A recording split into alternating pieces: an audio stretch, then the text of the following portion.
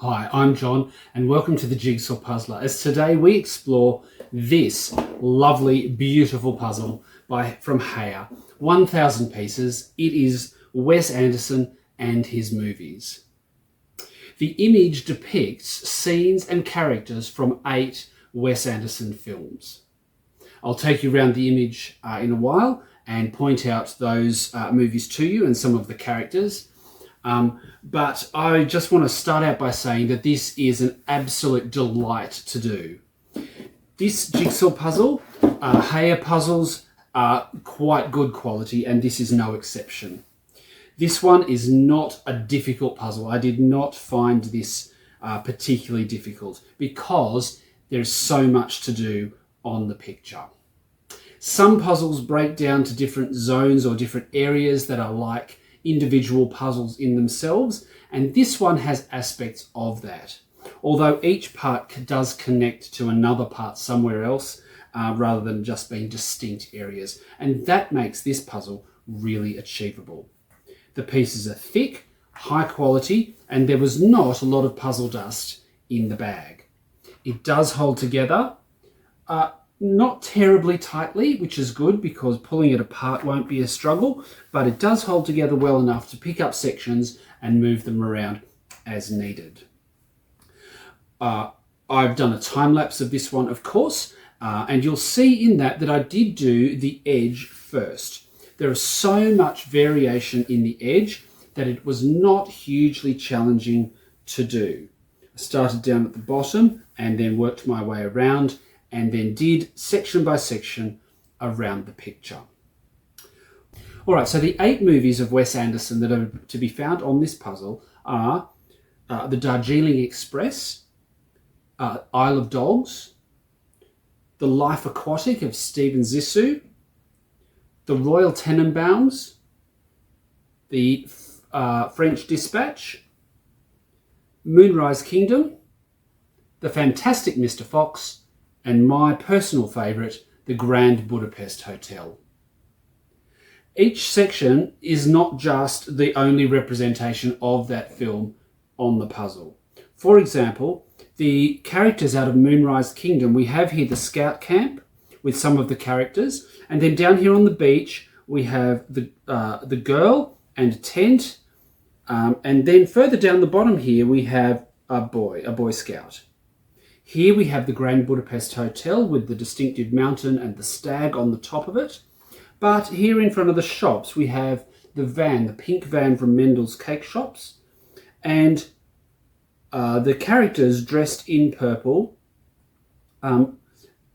Monsieur Gustave and the bellboys. And here on the submarine, another one of the bellboys. So the characters are mixed up around and about. Characters here from the Royal Tenenbaums, the Darjeeling Express, and of course Mr. Fox himself here in front of the 3 farms from Boggis, Bunce and Bean. Alright, so it is a magnificent puzzle to do. It's really, really a pleasure to do this puzzle.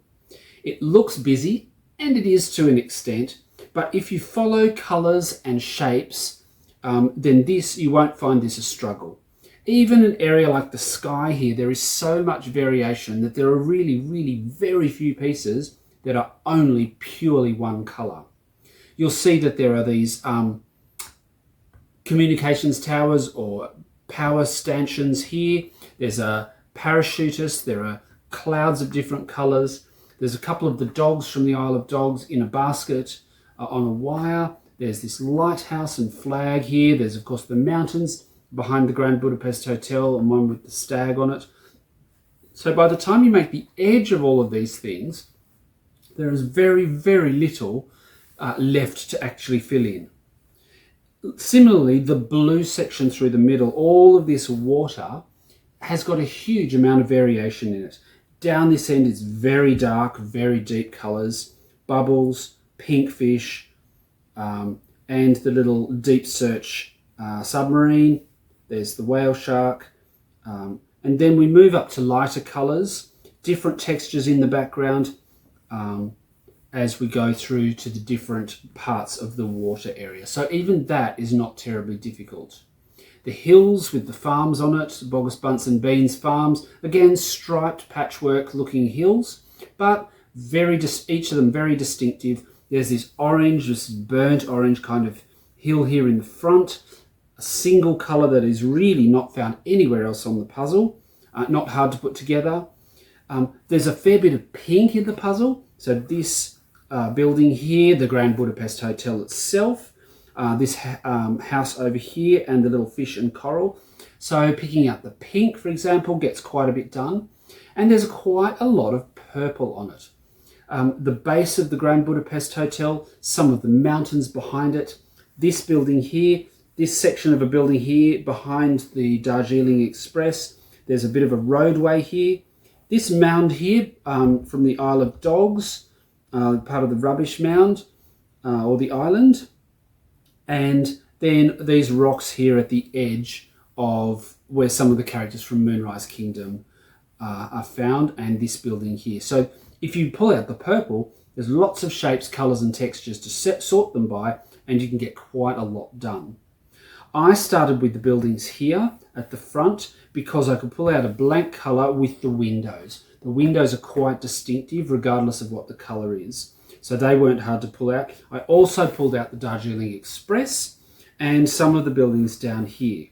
Now on the box, this sort of logo appears across the corner of the box, so you can't really tell what is supposed to be there apart from part of this building.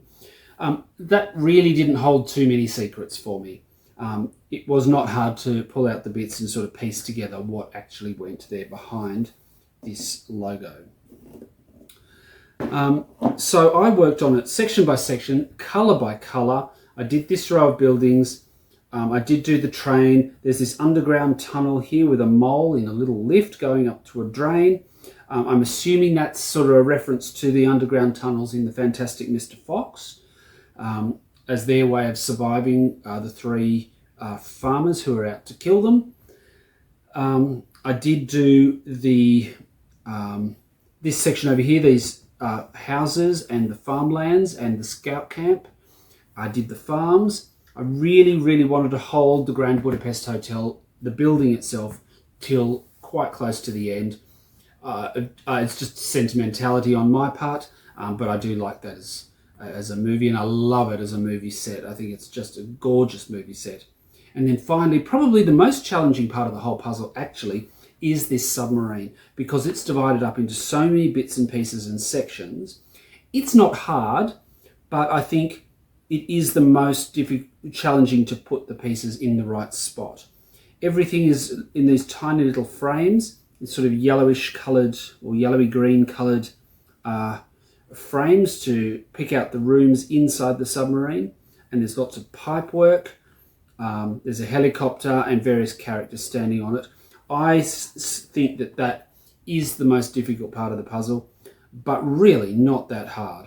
And to be honest, the whole submarine might be, I don't know, 50 to 100 pieces. I really don't know. Not many compared to the scale of the whole picture. It's got a beautiful matte finish, so lights, the glare from lights don't appear to be a problem. It fits together beautifully. It was just such a pleasure to do. There are others in the series. There's an Alfred Hitchcock one, there's a Quentin Tarantino one. I'm not sure which other movie masters, it is a movie masters series, are included. There's Steven Spielberg, Tim Burton. Yes, and so there's plenty of things, like there's a whole series of them, and they're like Where's Wally, where you kind of find the characters and look for individual characters if you're familiar with the films. If not, then you just have the pleasure of finding the people and putting them in their place. Wes Anderson himself appears on the puzzle. I'm not going to point him out because that's a spoiler, so I'll let people find him for themselves, but he does appear on the puzzle, a bit like Alfred Hitchcock appearing in every one of his films himself. So yeah, it's just such a pleasure to do. Really, really thoroughly enjoyed this puzzle. Not what I would call a challenging puzzle at all. People who want to upgrade from 500s to 1000s and feel a little bit overwhelmed or daunted, a puzzle like this is a good intro to 1000-piece puzzles because it's essentially made up of blocks of colour, shape and texture. Really, really stunning example of that. I thoroughly enjoyed doing it. We're going to play the time lapse. I hope you enjoyed doing it too. If you can get your hands on it. So if you could hit like and subscribe, I would really appreciate that. Any comments you've got to make below. What's your favourite Wes Anderson film? Is a reasonable question, as we all know now that the Grand Budapest Hotel is mine. All right, on with the time lapse, and thank you for watching.